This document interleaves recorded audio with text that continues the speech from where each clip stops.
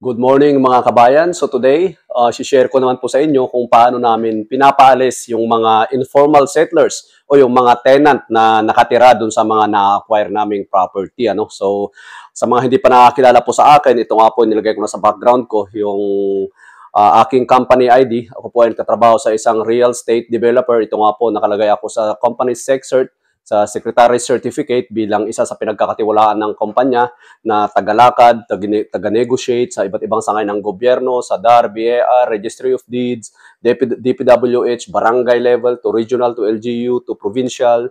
And ito po yung company ID ko naman bilang isang property acquisition supervisor. Ako po yung in charge sa pag-acquire ng mga lupa sa mga joint venture partners at sa mga i-develop naming mga projects gaya ng housing, subdivision, memorial, condominium at kung ano man ang naisip ng company na itatayong proyekto sa particular na lugar na ito. So today, isi-share ko sa inyo kung paano namin nasisettle or napapaalis yung mga tenant, yung mga illegal settlers, illegal tenants sa mga minsan nabibili naming property may nakatira. And I'm sure marami sa atin na makaka-relate sa topic na ito kasi usually naman kahit sa ang area minsan, halimbawa kayo OFW, nasaan man kayo, yung lupa nyo, matagal nyo lang din nakikita at pag uwi nyo sa Pilipinas, may nakatira na pala or may nag-squat na. So ang ginagawa po namin, kapag na-acquire na po namin yung lupa and during ocular, nalaman namin na may mga nakatirik palang mga kubo or building or structure or may mga gumagamit sa lupa. At ang first step nga po namin is idinadaan lang po namin sa barangay level, kay BARC chairman. Ano po yung BARC? BARC. Siya po yung Barangay Agrarian Reform Committee. Representative po ng Department of Agrarian na nakatalaga sa isang particular na barangay na siya po yung mga in charge sa mga land disputes. Usually, siya din yung namamahala sa mga na-issued na CLOA o yung mga Certificate of Land Ownership Award na pinamimigay ng Department of Agrarian sa panuntunan na sinusunod naman nila yung panuntunan ng CARL or yung Comprehensive Agrarian Reform Law.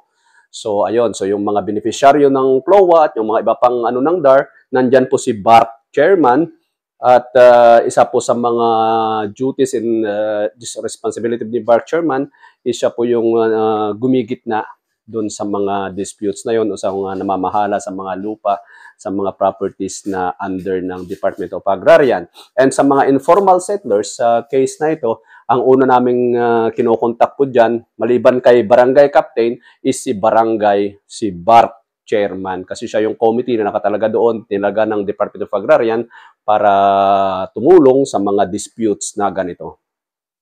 So ano pong ginagawa namin?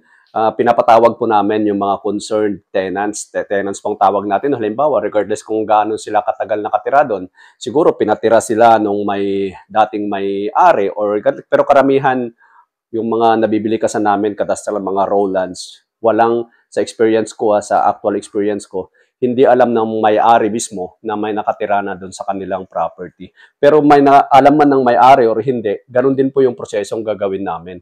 Dinadaan namin sa barangay level, dinadaan namin kay BARC chairman sa pakikipag-ugnayan din po of course kay barangay captain. So nagkaroon ng pagpupulong. Ako, minsan na laging dumadalo, kinakausap namin face-to-face yung mga tenants at ino-offeran namin ng relocation compensation.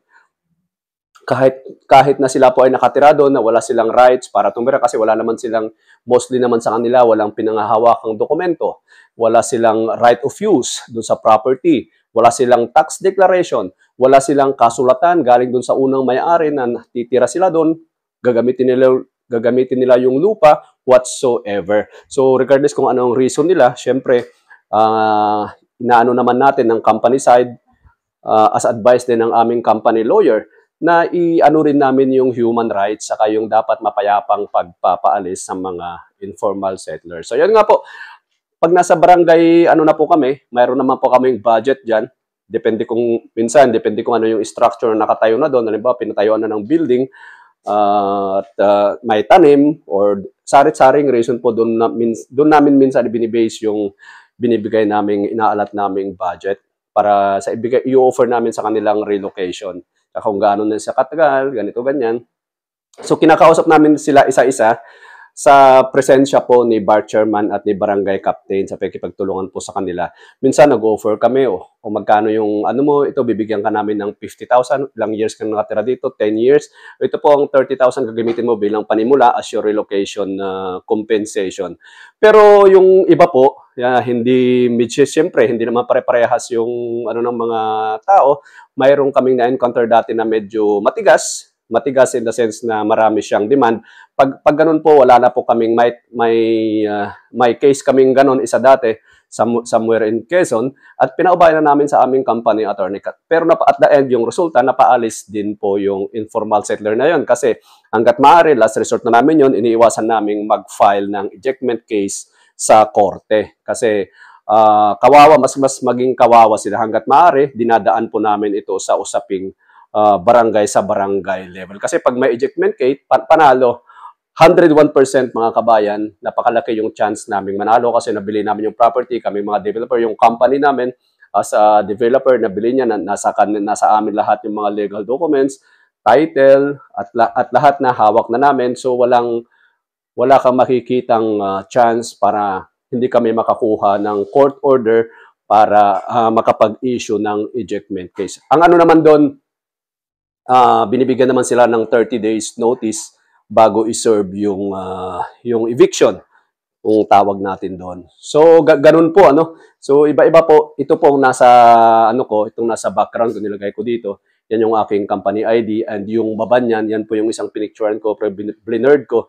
Yan po yung isang nakatira doon sa isang nabili naming property na i-develop naming subdivision. So matagal na raw siyang nakatira diyan. Kaso wala siyang pinanghahawakang dokumento at ang sabi nga po ay pinayagan daw yung magulang niya na kakilala nung mga dating nakatira din doon. So parang mayroon siyang nakuhang rights pero verbal rights na nga, verbal pa, wala pang written. At yung mga rights naman kahit na permado pa ng kapitan or kung sino-sinong pumirma, pag wala kang ibang pinanghahawakang matibay na dokumento na proof of ownership ay wala ding magagawa yan pagdating sa korte. Ano po? This is based on my actual experience bilang isang tagalakad ng isang real estate developer. So iba po kasi yung nababasa natin sa Google o napapanood lang natin sa YouTube or kinukwento lang ng mga kasama na nakaupo lang sa opisina at yung mga nangyayari sa ground. Ano po? So ayan po, at hopefully may natutunan tayo sa vlog natin na ito, and sa mga hindi pa nakasubscribe, mag-subscribe lang po kayo para sa mga ating mga susunod pang video. Susubukan ko pong sagutin mga kabayan yung mga katanungan ng iba nating kabayan tungkol sa iba't ibang usapin sa lupa. Ayun lang po at magandang araw.